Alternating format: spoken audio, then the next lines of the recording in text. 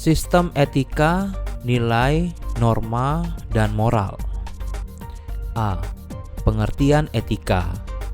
Menurut Suseno, etika adalah suatu ilmu yang membahas tentang bagaimana dan mengapa kita mengikuti suatu ajaran moral atau harus mengambil sikap yang bertanggung jawab berhadapan dengan berbagai ajaran moral.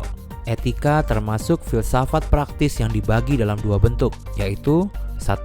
Etika umum, berisi prinsip-prinsip yang berlaku bagi setiap tindakan manusia. Contoh, dilarang merokok di pompa bensin. 2. Etika khusus, dibagi menjadi dua, yaitu etika individual adalah kewajiban manusia terhadap diri sendiri dan etika sosial adalah kewajiban manusia terhadap manusia lain dalam hidup masyarakat. Etika sosial mencakup diantaranya A. Etika keluarga, B. Etika profesi, C. Etika lingkungan, D. Etika pendidikan, E. Etika seksual, F.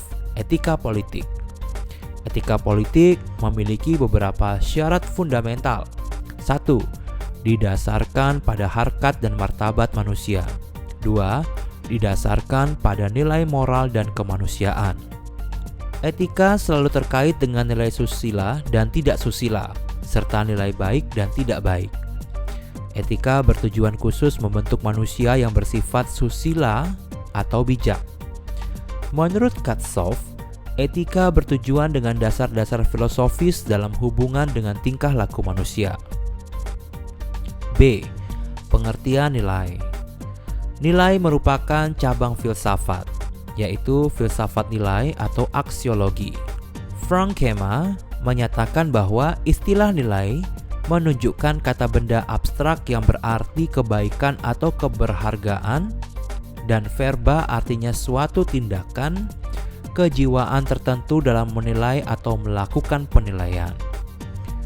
Dalam Dictionary of Sociology and Related Sciences, bahwa nilai adalah kemampuan yang dipercayai yang ada pada suatu benda untuk memuaskan manusia. Jadi yang dinilai adalah kualitas dan sifat dari objek tersebut. Contoh, bunga itu indah bagi yang memiliki jiwa seni serta cinta. Menurut Cody, nilai merupakan dasolen, bukan dasein. Masuk bidang kerohanian, bukan kognitif. Kita masuk ke bidang ideal, bukan dunia real. Tetapi kedua pasangan tersebut saling berhubungan, yaitu dasolen harus menjelma menjadi dasein. Hierarki nilai. Nilai memiliki tingkatan berdasarkan sudut pandang dan titik tolak nilai. Misalnya, kalangan materialis memandang nilai tertinggi adalah nilai material. Sedangkan kelompok hedonisme memandang bahwa nilai tertinggi adalah nilai kenikmatan. Menurut Kailan MS, ada beberapa penggolongan mengenai nilai, yaitu 1. Max Scalar.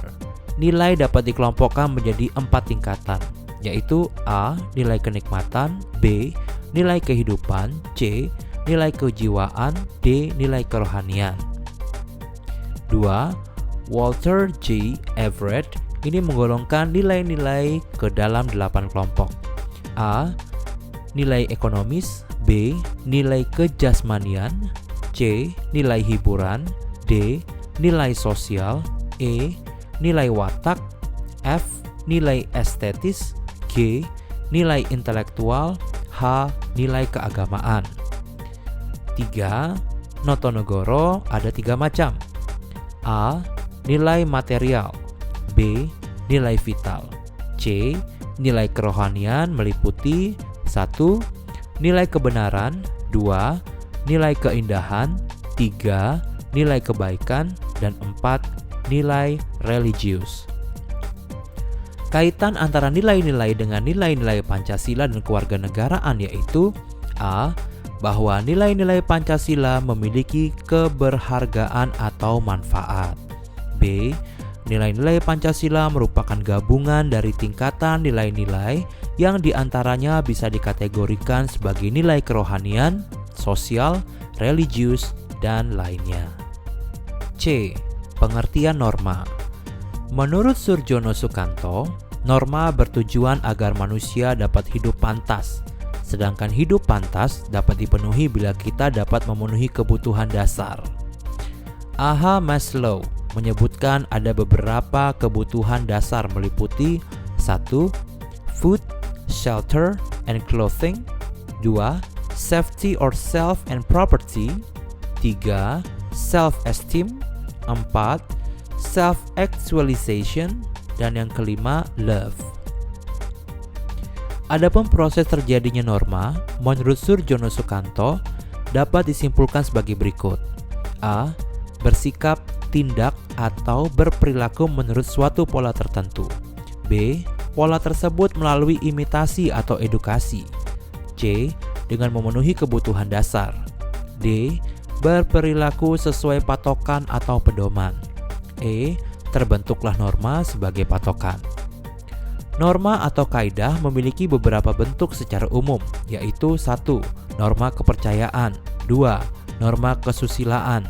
3. Norma kesopanan. Dan 4. Norma hukum. Tujuan masing-masing norma tersebut menurut Surjono Sukanto adalah 1. Norma kepercayaan untuk kesucian hidup pribadi. 2. Norma kesusilaan untuk terbentuknya kebaikan akhlak pribadi. 3. Norma kesopanan untuk kesedapan hidup antar pribadi. 4. Norma hukum untuk kedamaian hidup antar pribadi. Mengenai kaidah atau norma hukum tidak dapat terlepas dari teori yang dikemukakan oleh Hans Kelsen, yaitu teori Reinrechtslehre atau teori murni tentang hukum, dan teori efektivitas, yaitu teori yang menyatakan bahwa hukum selalu dipengaruhi oleh faktor politis, sosiologis, dan filosofis. Menurut Kelsen, bahwa teorinya yang terkenal, yaitu teori Stephen Bow, bahwa setiap tata kaidah hukum merupakan susunan dari kaidah-kaidah di mana di puncaknya terdapat ground norm atau norma dasar. Norma dasar dari suatu kaidah bukan merupakan suatu kaidah hukum positif yang dibentuk oleh suatu tindakan lembaga legislatif manapun, tetapi hanyalah hasil analisis pemikiran yuridis. Dengan demikian, norma dasar dari masing-masing negara dapat berbeda-beda sesuai dasar filosofisnya. Misalnya di Indonesia, norma dasarnya Pancasila. Di Jerman, norma dasarnya adalah keputusan Kanseler. Di Jepang, norma dasarnya adalah titah raja, dan lain sebagainya. Dan bila kita lihat hukum adat, maka norma dasarnya adalah adat atau kebiasaan di Indonesia. Norma hukum bila ditarik kesimpulan dari pendapat Surjono Sukanto dengan merujuk pada pendapat Hans Kelsen adalah suatu patokan atau pedoman hidup untuk berperilaku atau bersikap tindak demi kepantasan hidup secara menyeluruh sepanjang menjamin kehidupan yang damai secara bersama. Dari definisi norma hukum ini dapat disimpulkan bahwa unsur-unsur dari norma hukum adalah sebagai berikut. 1. Suatu patokan atau pedoman. 2. Mengatur tingkah laku manusia atau masyarakat. 3. Untuk kepantasan dan kedamaian hidup antar pribadi. Adapun menurut Hogewart, norma adalah aturan tingkah laku yang khas, dan secara lebih luas lagi diartikan bahwa norma adalah aturan konkret, penjabaran ide yang mempunyai sanksi. Berdasarkan pendapat Ward dan juga Immanuel Kant, norma hukum dapat disimpulkan sebagai berikut. 1. Norma hukum adalah perwujudan dari asas hukum yang dijabarkan menjadi norma yang konkret.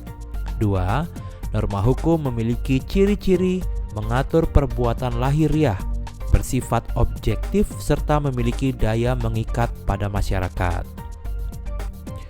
Selain itu ada 4 macam norma berdasarkan kekuatan berlakunya di masyarakat. Adapun keempat norma tersebut adalah A. Cara atau usage. Cara adalah bentuk kegiatan manusia yang daya ikatnya sangat lemah. Norma ini lebih menonjolkan hubungan antar individu. Pelanggaran terhadap norma ini tidak mengakibatkan hukuman yang berat, tetapi sekedar celaan. Contoh, cara makan. B. Kebiasaan atau Volkswagen. Kebiasaan adalah kegiatan atau perbuatan yang diulang-ulang dalam bentuk yang sama oleh orang banyak karena disukai. Norma ini lebih kuat daya ikatnya dibandingkan norma cara. Contoh, kebiasaan memberi salam. C. Tata kelakuan atau mores. Tata kelakuan adalah kebiasaan yang dianggap sebagai norma pengatur.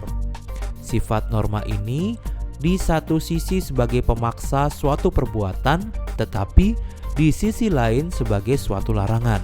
Contoh larangan berduaan di tempat sepi. D. Adat istiadat atau custom. Adat istiadat adalah tata kelakuan yang telah menyatu kuat dalam pola perilaku sebuah masyarakat. Oleh karena itu, pada umumnya, kelompok masyarakat atau suku memiliki norma adat yang berbeda-beda.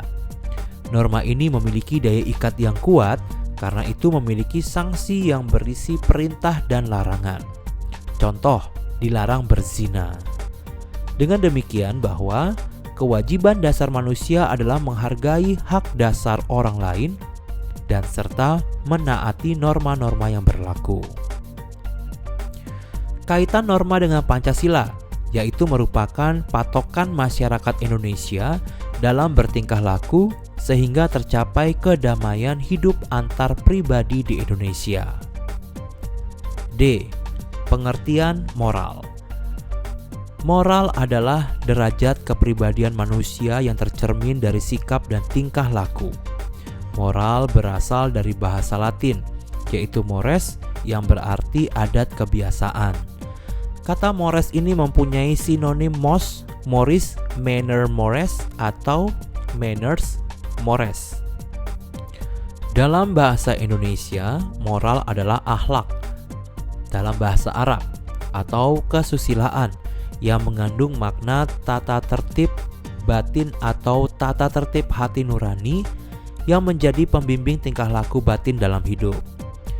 Dalam bahasa Yunani bahwa kata moral sama dengan ethos yang berarti etika.